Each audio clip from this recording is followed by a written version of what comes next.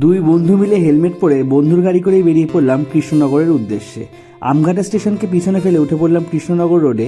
আর আমাদের নবদ্বীপ থেকে কৃষ্ণনগর যাওয়ার জন্য রাস্তাটা না একটু দিক পরিবর্তন হয়েছে, ছোট ছোট কয়েকটা টানেল পার করতে হয়।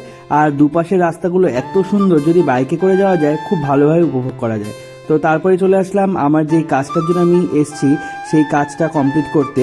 এখানে আমি সেই ফর্মালিটিগুলি কমপ্লিট করছিলাম, আর আমি কি কাজের জন্য এসছিলাম সেটা আমি তোমাদেরকে খুব তাড়াতাড়ি জানাবো।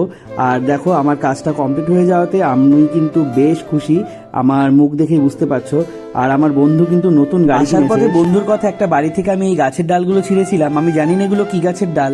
আর এই বাড়িতে কাগজ ফুলের গাছটা দেখতে পেয়ে আমার বন্ধু বললো আমি যেন কয়েকটা কাগজ ফুলও ছিঁড়ে আনি। বন্ধুর কথা কি আর ফেলতে পারি, বন্ধু গাড়ি নিয়ে একটা ভিডিও করবে। আর সেই জন্যই কিন্তু আমরা চলে এসেছিলাম একটা রাধাকৃষ্ণের মন্দিরে, যেটা আমাদের বাড়ি থেকে অনেকটা দূরেই। আর এখানে যে রথগুলো রয়েছে এগুলো কিন্তু রথযাত্রার সময় বার করা হয়। আর এর সামনেই কিন্তু রয়েছে একটা খুব সুন্দর বাগান, তারপরেই রয়েছে জলঙ্গি নদী।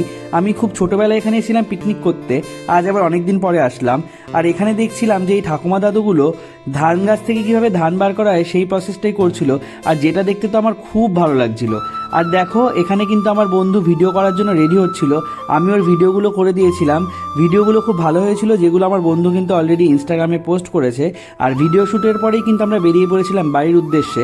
তো সকলে খুব ভালো থেকো, দেখা হচ্ছে আবার নতুন কোনো ভিডিওতে।